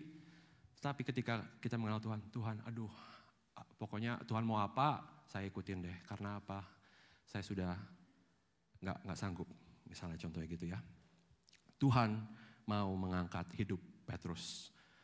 Dikatakan, saya rindu untuk menjadikan engkau menjadi penjala manusia. Yang terakhir, poin yang terakhir adalah apa yang kita lakukan untuk mengutamakan, melakukan yang terutama. Sebentar ya. Oke, ini ada ilustrasi sedikit. Kalau misalnya ada dua malaikat lagi berbincang-bincang, terus malaikat yang satu bilang, saya bingung, yang itu kok rajin banget tuh yang di bumi itu loh, kerja, ngumpulin sampai lupa makan, ngumpulin uang segala macam, beli emas gitu, dimasukin, ditata dengan rapi segala macam. Terus yang lain, yang malaikat satu lagi bilang, ya saya juga bingung, kenapa mereka kerja keras sampai lupa makan segala macam hanya untuk mengumpulkan bahan jalan. Ngerti ya Bapak Ibu Saudara ya? Karena di surga emas itu hanya jalan, ya sudah, pokoknya wah luar biasa emas. Ternyata di surga itu hanya buat tapakan kaki doang gitu ya saudara ya. Yang ketiga adalah mengerti nilai kerajaan surga. Mana sih yang penting, mana yang enggak. Ada 3 hal yang saya mau bagikan. Mari kita baca dulu dari Matius 6, 31 sampai 33. Mari kita baca sama-sama. 3, 2, 1. Sebab itu, janganlah kamu khawatir dan berkata, apa yang akan kami makan? Apa yang akan kami minum? Apakah yang akan kami pakai? 32. Semua itu dicari bangsa-bangsa yang tidak mengenal Allah. Akan tetapi Bapamu yang di surga tahu bahwa kamu memerlukannya semua itu. 33 berikutnya. Tetapi carilah dahulu kerajaan Allah dan kebenarannya, maka semuanya itu akan ditambahkan kepadamu. Lanjutnya ke berikutnya, ada 3 hal yang kita pelajari. Balik lagi tadi kita lagi mencoba mana sih yang terutama, mana yang paling penting. Ada 3 macam, tuntutan hidup, kebutuhan hidup, tujuan hidup. Kalau tuntutan hidup seperti yang tadi pertama, kadang-kadang kita fokus ke dalam kepada hal yang dunia cari, sebenarnya extra secondary needs, bukan primary needs. Sebenarnya bukan kebutuhan pokok sekali, tetapi tawaran dunia yang memutarbalikan sehingga seakan-akan itu penting sekali dan kita harus kejar. Dan ketika kita kejar misalnya apapun juga ya, misalnya phone, sudah dapat, dalam pikiran kita, oh kita happy. Tetapi itu menjadi tuntutan hidup karena apa? Karena kita harus membayar bill-nya. Ya. Yang kedua, kebutuhan hidup. Kebutuhan hidup apa yang kita makan, apa yang kita minum, apa yang kita pakai, rumah. Fokus kita nggak harus di situ. Kenapa? Perlu kita kerja dan lain-lain. Tetapi dikatakan firman Tuhan, Bapa di surga sudah tahu semua itu. Kalau kita perlu. Benar? Yang terakhir adalah tujuan hidup yang terutama. Ketika kita fokus kepada kerajaan Tuhan dan kebenarannya, semuanya akan ditambahkan. Ya. Kerajaan Tuhan dan kebenarannya menjadi yang terutama. Kerajaan Tuhan dan kebenarannya menjadi tujuan hidup kita. Dan ketika kita menjadikan itu tujuan hidup kita menjadi jelas. Ya. Oke. Yang berikutnya yang Matius 13:44 kita akan skip aja yang mengenai menjual semuanya untuk mendapatkan harta yang paling berharga, itu menggambarkan kerajaan Tuhan. Misalnya mau secara cepat aja dikasih tunjuk sebentar. Next slide. Ya, kerajaan surga itu seumpama harta yang terpendam, semuanya dijual untuk mendapatkan itu, betapa pentingnya itu. Kita langsung berikutnya aja. Dan saya mau tutup dengan ini. Kisah Para Rasul 3 ayat 1. Mari kita baca, baru saya coba bahas ya. 3, 2, 1. Tetapi Petrus berkata, emas dan perak tidak ada padaku, tetapi apa yang kupunya aku berikan kepadamu. Demi nama Yesus Kristus orang Nazaret itu berjalanlah. Jadi sedikit konteks, jadi ada orang yang lumpuh, yang setiap hari dibawa ke pintu gerbang Indah kalau nggak salah namanya, gate-nya. Terus akhirnya dia melihat ada Petrus dan murid yang lain mengharapkan sedekah. Ya. Tetapi Petrus kan katakan, lihat pada kami, emas perak kami tidak punya, tetapi apa yang kupunyai kuberikan kepadamu. Ayat 7, lalu ia memegang tangan kanan orang itu dan membantu dia berdiri. Seketika itu juga kuatlah kaki dan mata kaki orang itu. Ayat 4, ia melonjak berdiri, lalu berjalan kian kemari dan mengikuti mereka ke dalam bait Allah. Berjalan dan melompat-lompat serta memuji Allah. Pertanyaannya adalah, orang ini sudah lumpuh sejak lahir. Mungkin fokus kehidupannya adalah yang nomor 2 itu ya, kebutuhan hidup. Karena mungkin tidak bisa mencari nafkah karena tidak mampu. Orang ini mungkin saking sibuknya mencari hal-hal ini, ia tidak sempat beribadah kepada Tuhan. Ya, Bapak-Ibu Saudara. Padahal dia mungkin bisa minta, jadi bawanya jangan di gate doang dong, tapi bawanya masuk ke dalam sehingga saya juga bisa memuji Tuhan. Tapi mungkin ada restriction yang lainnya sehingga mungkin orang yang lumpuh tidak bisa masuk ke dalamnya. Tetapi sebenarnya daripada hanya di depan aja, fokusnya hanya makan, minum, hidup. Daripada kebalikan yang terutama adalah memuji Tuhan, mencari kebenaran Tuhan dan kebenarannya. Jadi salah fokus. Akhirnya setiap hari gitu aja mengharapkan kayak gitu. Tetapi yang luar biasanya adalah apa? Seperti apa yang terjadi dalam kehidupan Petrus yang sudah susah payah mencari ikan dan lain sebagainya. Ketika berjumpa dengan Yesus, kehidupannya dirubahkan. Orang yang di ambang pintu itu pun juga. Jadi kita tidak pernah bisa menghakimi orang apa yang terjadi dalam kehidupannya. Kehidupannya langsung dirubahkan. Sehingga apa yang dilakukan pertama kali? Mengikuti mereka ke dalam bait Allah, berjalan dan melompat-lompat serta memuji Allah. Yang luar biasanya ketika kita mengutamakan yang terutama. Ya.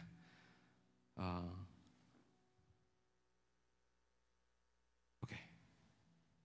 Ya. Baik. Jadi saya mau rangkum aja, tim Praise and Worship bisa naik ke atas, ke depan, naik ke atas. Gitu.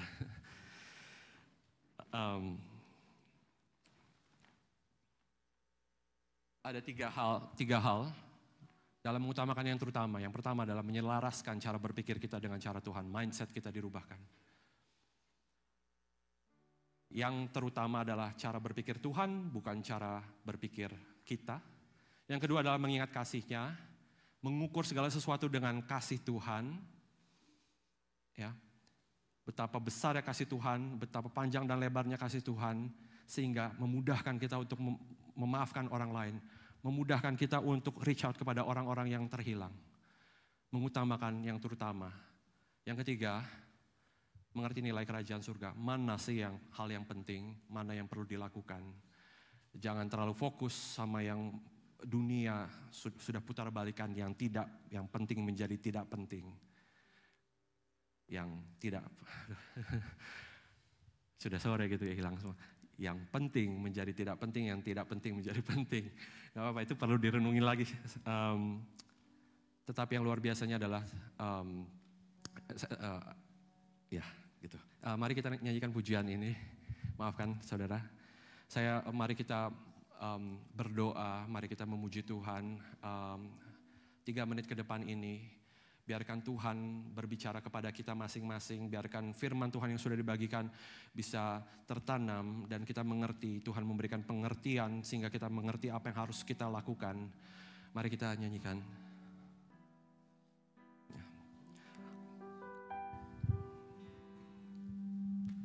Tak kusangka sejak dulu Kau menunggu hidupku di altar-Mu. Ku sadari selama ini Kau menanti. Ku akui semua dosaku. Ku lepas kehendakku, biar seluruh nafasku memuliakan-Mu. Yesus Tuhan, Kau Rajaku. Mari kita nyanyikan dari awal. Tuhan, Engkau memilihku. Tuhan, Engkau memilihku. Terima kasih Tuhan. Sebelum ku ada, jemarimu yang menenunku, serupa gambaran-Mu. Sebelum ku mengenal-Mu, sebelum ku mengenal-Mu, ku buang hidupku. Namun Engkau tak pernah lelah mencari diriku. Tak kusangka. Mari semuanya bangkit berdiri, mari kita menyembah Tuhan. Sejak dulu, haleluya, Kau menunggu hidupku di altar-Mu. Ku sadari, haleluya, selama ini Kau menanti. Ku akui semua dosaku, ku lepas kehendakku, biar seluruh nafasku memuliakan-Mu. Yesus Tuhan, Kau Rajaku. Mari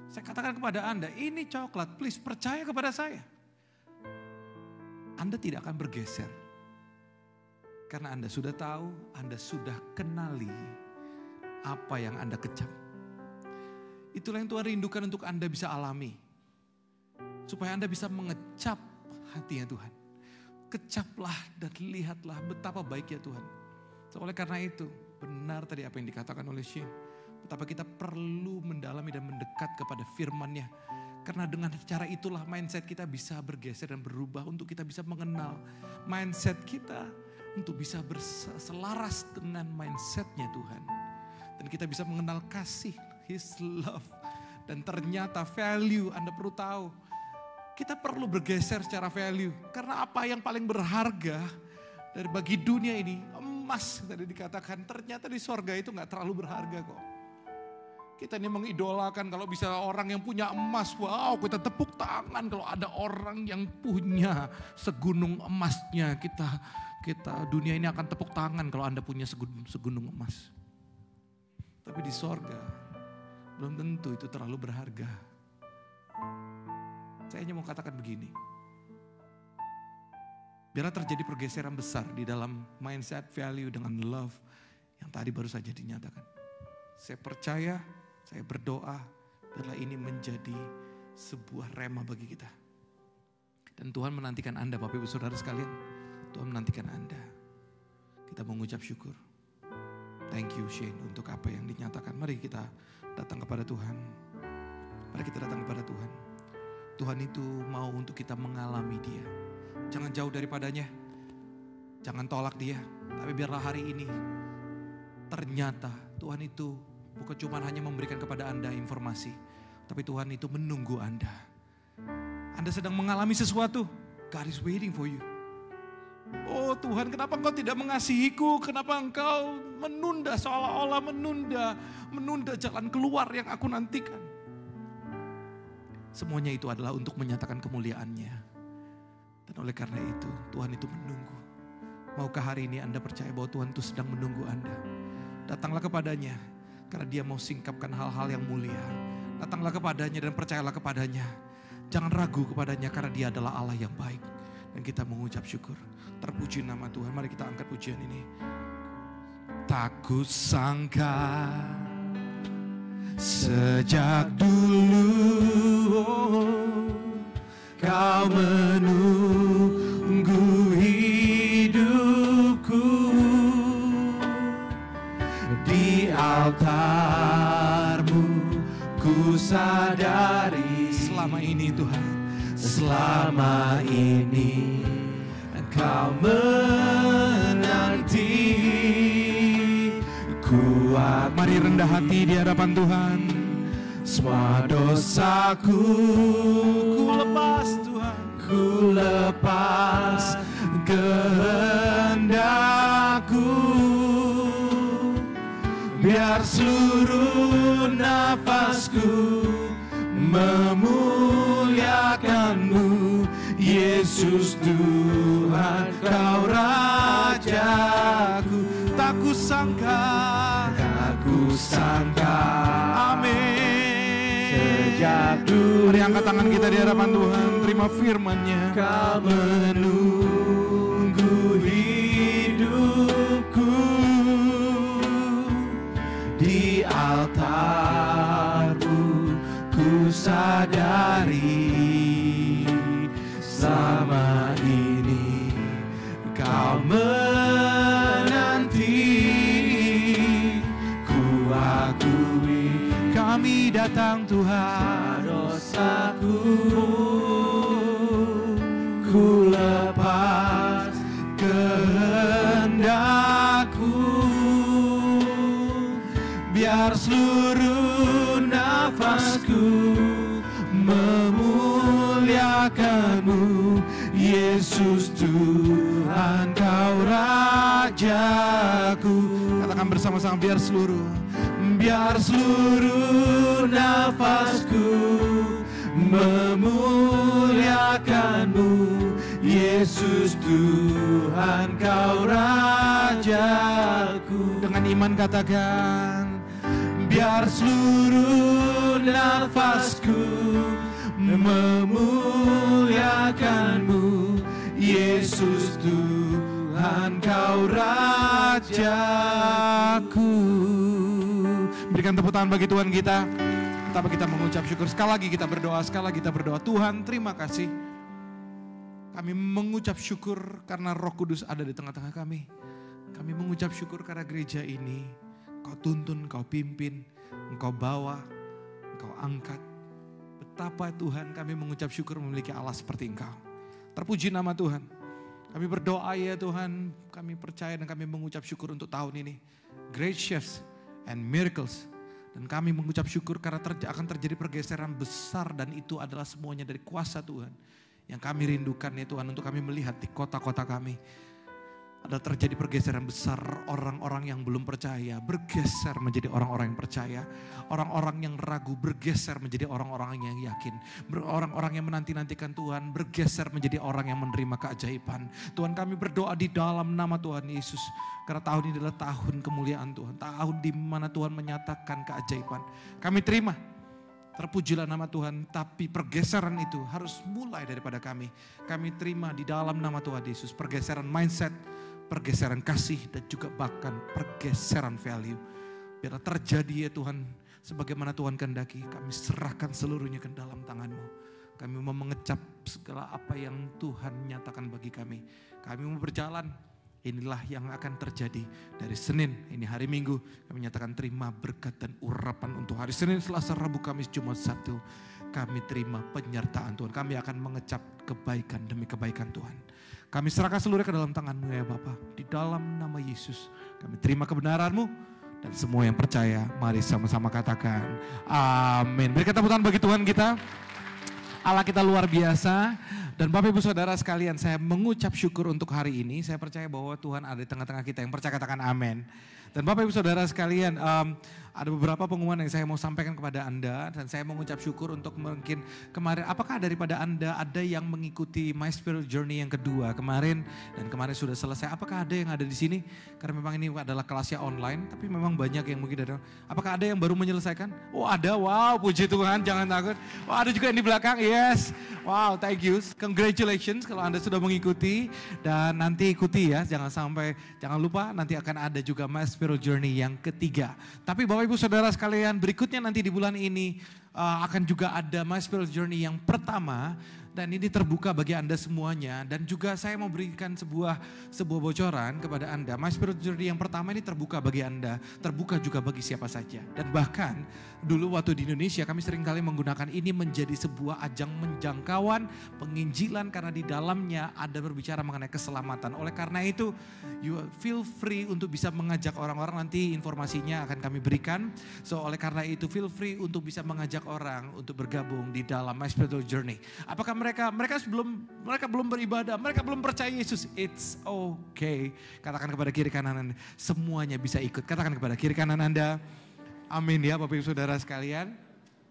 Dan juga saya memberikan pengumuman, dan ini mungkin agak sedikit jauh, tapi kemarin saya baru bicara dengan Bapak Herman, dan kita juga mau mengucap syukur. Saya mau menyatakan bahwa nanti pada saat Thanksgiving, akan ada Thanksgiving Retreat yang kita akan lakukan bersama-sama. Persiapkan diri Anda. Saya mau booking Anda dari jauh-jauh hari, maksudnya begitu. So oleh karena itu, kalau saya mau ikat Anda, Thanksgiving, jangan kemana-mana. Kita akan, kalau biasanya kan makan bersama, kita makan bersama di dalam kasih Tuhan. Yang percaya katakan amin. Dan juga tempatnya sudah di booking. Dan juga nanti akan ada Pastor Yudi Kusmanto bersama dengan istri yang akan datang ke tempat ini. Dan kita mengucap syukur dari Indonesia yang akan menjadi berkat bagi kita. So oleh karena itu, saya mau Anda mengimani, katakan kepada kiri kanan Anda, ayo ikut Thanksgiving Retreat kita tahun ini. Yes, amin ya. Thanksgiving Retreat-nya itu akan dilakukan nanti di Pennsylvania. Wow, namanya tempatnya kok saya lupa. Apa nama tempatnya?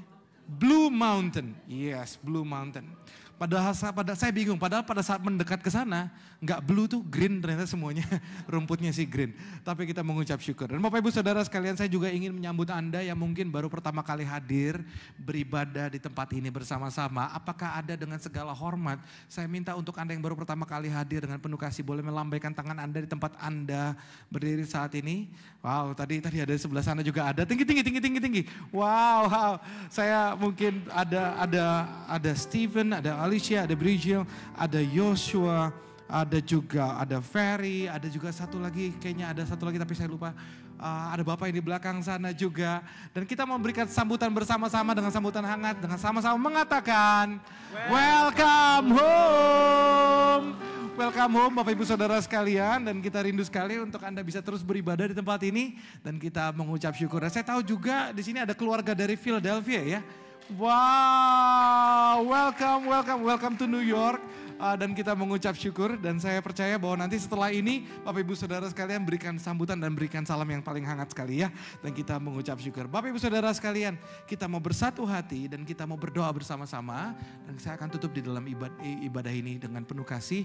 Dan kita akan sama-sama memberikan persembahan kita di dalam Tuhan. Kita akan bersatu hati berdoa untuk persembahan. Dan kita akan mengucap syukur bersama. Apabila Anda sudah mempersiapkannya atau Anda memberikannya secara cashless atau secara online, kita bersatu hati bersama-sama. Kebiasaan yang kita bangkitkan di sini adalah bersama-sama mengangkat tangan kita atau juga bahkan mengangkat persembahan kita kepada Tuhan. Bukan kita anggar terhadap apa yang kita berikan kepada Tuhan, tapi kita menyatakan, Tuhan, kami ini mau memberikan, pada kami memberikan, Tuhan lihat hati kami memberikan dengan penuh sukacita. Yang percaya katakan amin. Oleh karena itu mari angkat persembahan Anda. Mari kita bersatu hati, terpuji nama Tuhan. Tuhan, kami mengangkat persembahan kami. Kami nyatakan di hadapan Tuhan, Tuhan terimalah. Kami berikan bukan sekedar memberikan, tapi kami memberikan dengan hati yang tulus di dalam Tuhan. Karena kami tahu bahwa segala apa yang kami miliki sepenuhnya itu datangnya daripada Tuhan. Terpujilah nama Tuhan. Berikan kepada kami hikmat untuk mengelola hidup kami. Berikan kepada kami hikmat untuk mengelola apa yang Tuhan percayakan bagi kami. Terpujilah nama Tuhan dan biarkan apa yang kami persembahkan, semuanya itu hanya dipakai untuk kemuliaan Tuhan. Terpujilah nama Tuhan, kami serahkan seluruhnya di dalam nama Yesus.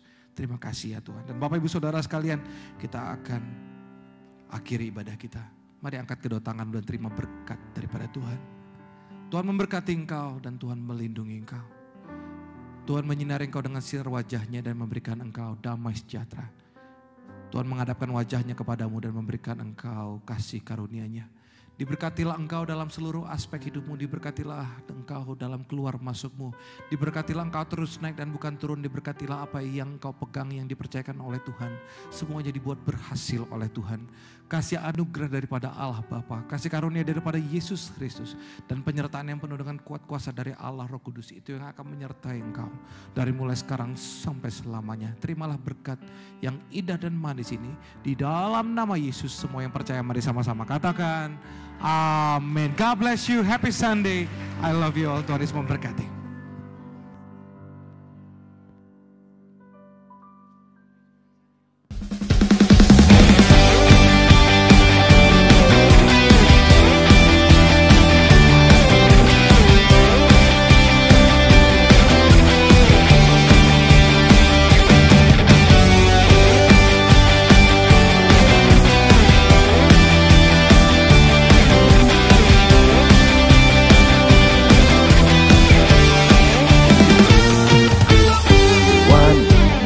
Precious thing in life, to live in Jesus Christ, my Savior and my God.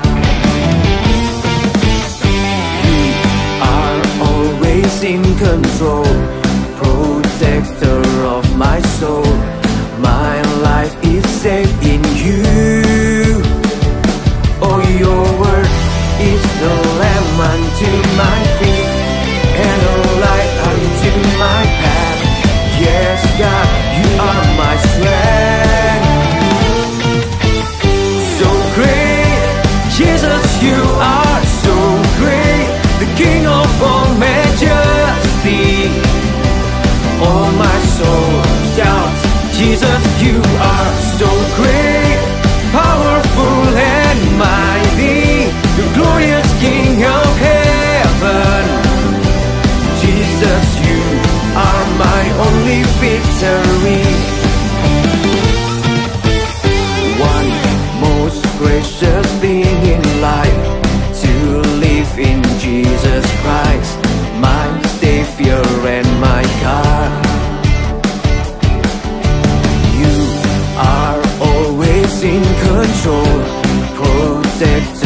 of my soul.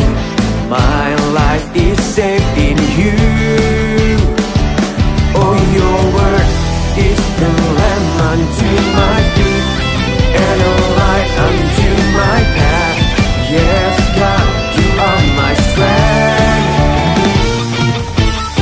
So great, Jesus, you are so great, King of all majesty.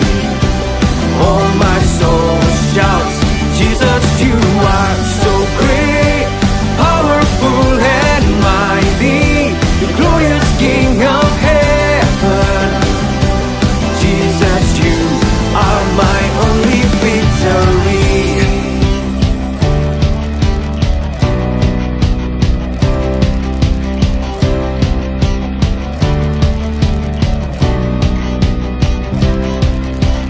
Lord, I believe you're amazing. Jesus, my victory's in you. Whoa, whoa, Lord, I believe you're amazing. Jesus, my victory's in you. Whoa, whoa, Lord, I believe you're amazing. Jesus, my victory's in you. Whoa, Lord, I believe you're amazing. Jesus, my victory's in you. Oh, so great, Jesus, you are so great, the King of all majesty. All my soul shouts, Jesus, you are so great, powerful and mighty, the glorious King of heaven. All my soul shouts, Jesus, you are